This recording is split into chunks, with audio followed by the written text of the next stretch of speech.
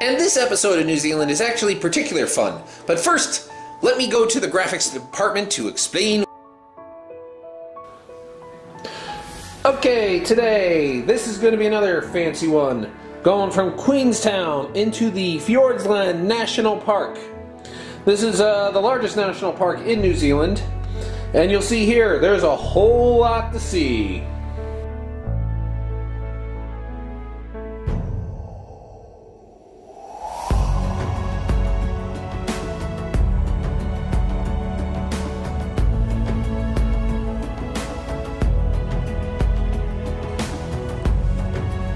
Now, Fiordland it's a big national park, right on the southern tip, of course, and it's spectacular.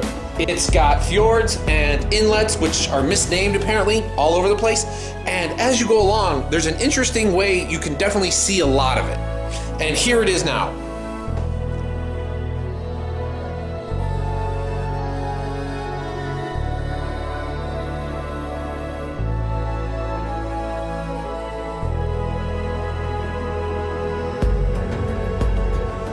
Now, one of the things on being on a chopper and, being the size I am, pretty tall, is that there's not a lot of room. So I was crammed in there really quite well. But still, you can just see from the views and enjoy it as you see.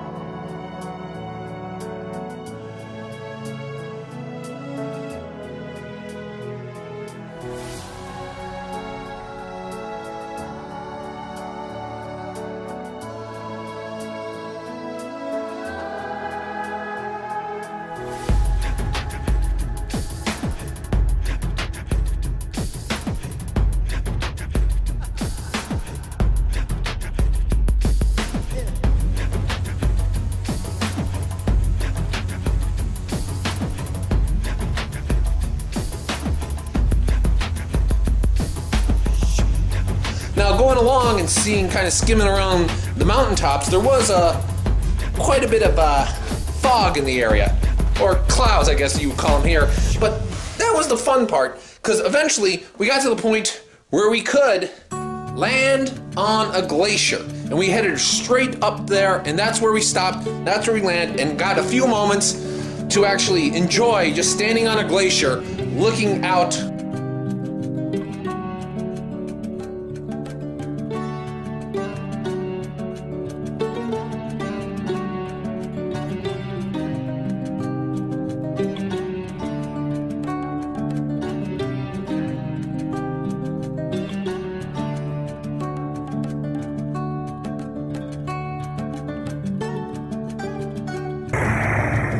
On top of a glacier.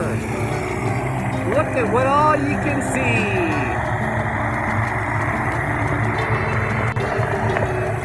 On top of a glacier, it makes you think of people who are special to you. So let me say, to anyone out there, hello. Down.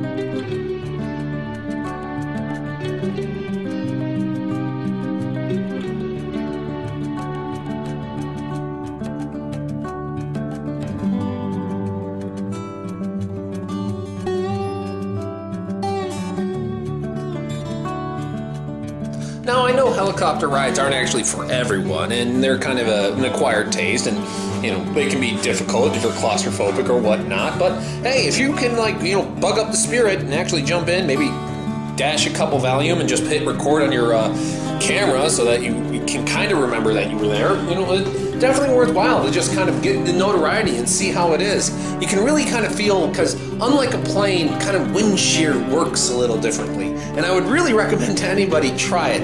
I haven't been on too many helicopters in my life, and this was definitely the smallest one.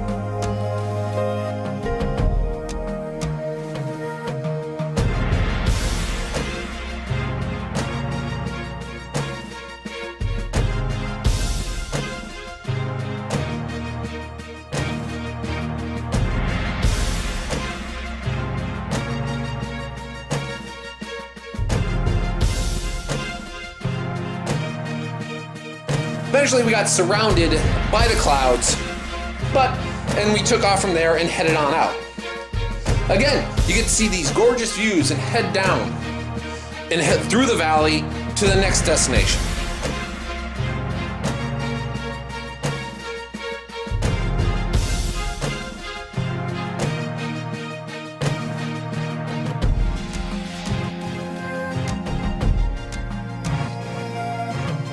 Now, of course, landing at the next destination, got on a boat in order to see a fjord, which was actually called a waterway. It was just mislabeled originally when whoever discovered it named it.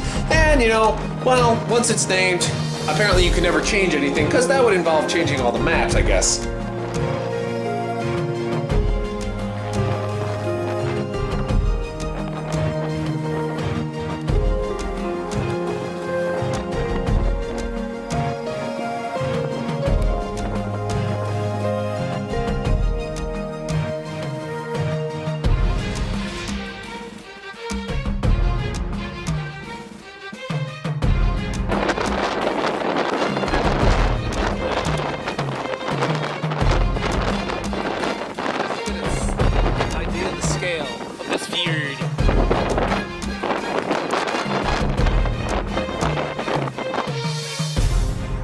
But whatever, you can just look at it. There was some wildlife to be seen around here, but seeing a picture of dolphins swimming by, they never really come out very well. But I did see some seals, but at this point, well, you see enough of them long enough, I guess, it's all still the same. But just seeing the cliffs, seeing everything to enjoy around there, it's worthwhile to visit just to see how scenic the whole area is, and granted that it's pretty well undisturbed when it comes to actual architecture or man-made buildings. There are some invasive plant species, that are taking over, but the New Zealanders are working on that.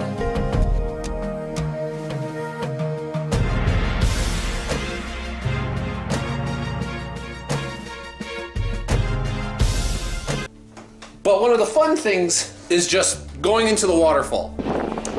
This one waterfall here is actually supposedly having healing properties when you bask in the mist of it. So we went a little bit in.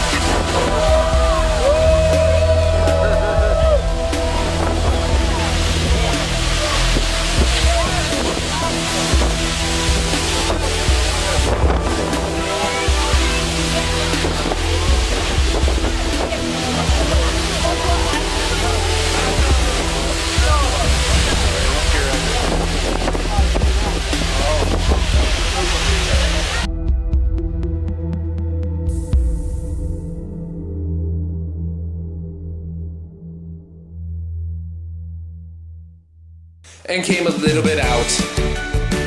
So, whatever, it's supposed to give you 10 years more. You know, I don't know if I want to tack on 10 more years in a diaper, but, you know, to each their own.